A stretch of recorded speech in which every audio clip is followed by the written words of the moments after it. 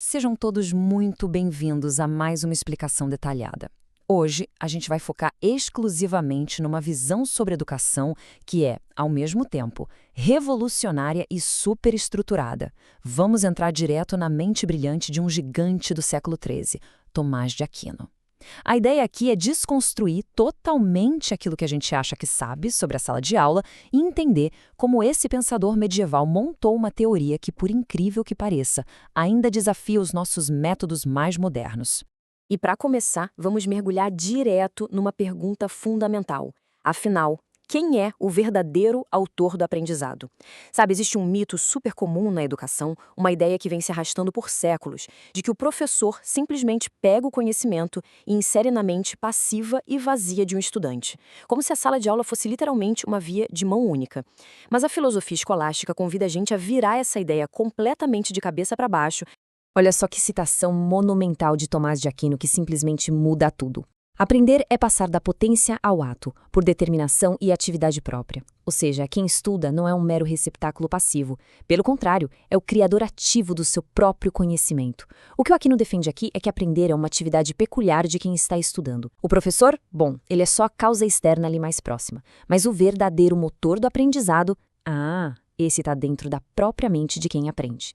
E para entender a magnitude de tudo isso, o nosso roteiro de hoje vai passar pelos seguintes pontos. Primeiro, o despertar do século XIII, depois a origem do conhecimento, em seguida o mestre como médico, aí passamos para os limites do ensino, o aluno no centro e, para fechar, o legado para a atualidade. Então, ponto número 1, o despertar do século XIII, o contexto histórico de Tomás de Aquino. Bom, o século XIII foi uma época de efervescência absoluta. Com o surgimento de universidades gigantes, tipo a de Paris, e o contato com traduções árabes dos antigos pensadores gregos, a Europa estava vivendo um verdadeiro despertar intelectual. O conhecimento cristão precisava mais do que nunca se justificar de forma racional. E foi exatamente nesse campo de batalha acadêmico que o Tomás de Aquino escreveu a obra De Magistro, tentando definir, de uma vez por todas, como é que o ser humano adquire a verdade. Avançando para o ponto número 2, a origem do conhecimento. A base empírica, de matriz aristotélica. O ponto crucial aqui é que, apoiado na filosofia de Aristóteles, Aquino estabelece 3 passos superlógicos. O processo sempre começa com a experiência sensível, que é aquele contato direto com o mundo material, a cor de uma flor, por exemplo, que a gente percebe com os olhos. Depois vem o que ele chama de abstração. É quando o intelecto processa essa impressão dos sentidos, meio que tirando a matéria física e focando só na essência. E só então a gente chega ao terceiro passo, que é o conhecimento intelectual, a compreensão universal daquela essência. Isso quer dizer que o conhecimento não surge do nada, ele depende da nossa experiência com o mundo físico. O intelecto tem todo o potencial para conhecer, mas ele precisa daquele empurrãozinho, precisa ser estimulado. E adivinha? É aí que entra o papel do educador. O que nos leva ao ponto 3, o mestre como médico, a grande metáfora educacional. E essa metáfora ilustra de forma brilhante o coração da pedagogia atomista. Pensa bem no trabalho de um médico. O médico não cria a saúde no paciente como se fosse um passe de mágica, certo?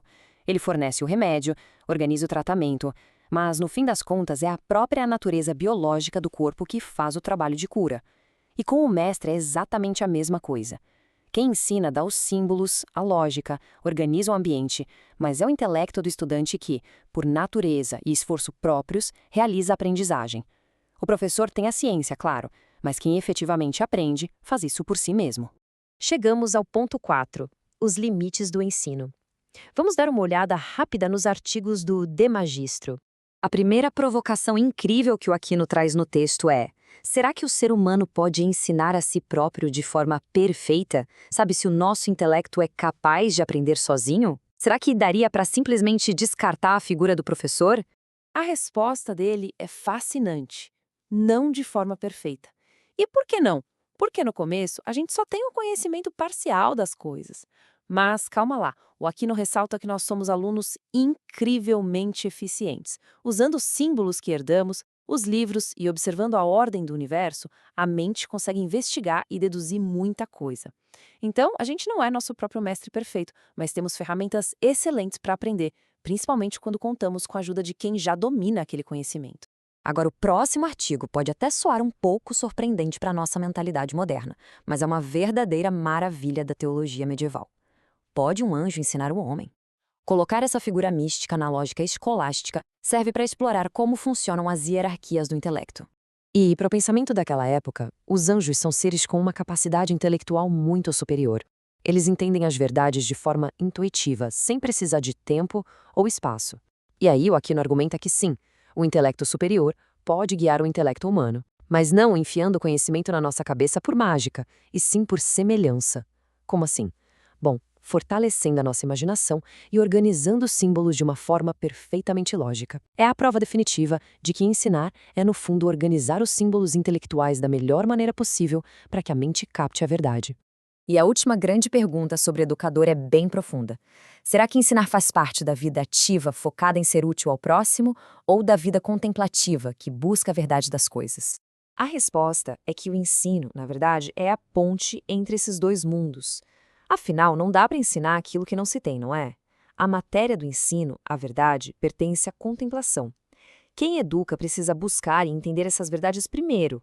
Mas o ato de ir lá e despertar o intelecto de quem está aprendendo, isso sim é uma operação da vida ativa, totalmente voltada para o outro.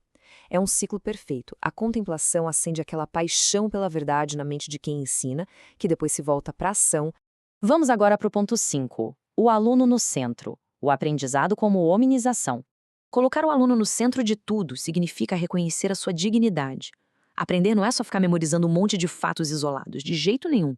Aprender é construir o próprio caráter. É esse processo que o Aquino chama de hominização, que é basicamente se tornar mais plenamente humano. Quando a lógica guia a descoberta e o intelecto entra em ação, a educação vira o lugar perfeito onde a pessoa potencializa a si mesma. Ignorar isso é negar a própria essência de quem estuda. E para fechar, o ponto número 6.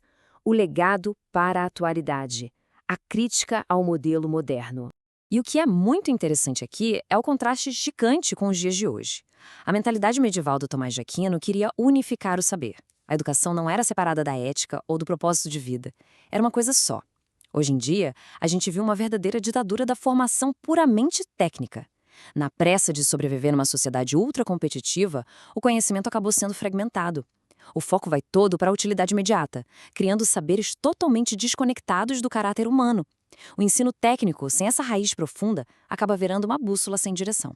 E é exatamente com essa reflexão provocativa que a gente encerra a explicação de hoje.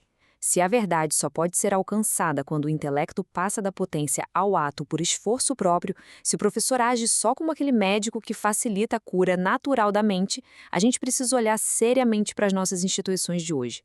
Será que as salas de aula atuais tratam os estudantes como criadores ativos de significado, ajudando a moldar o caráter deles? Ou será que a gente retrocedeu tratando todo mundo como meros receptáculos passivos que só absorvem técnica e sem questionar nada? Fica aí o convite para essa reflexão profunda, inspirada na sabedoria atemporal lá do século XIII.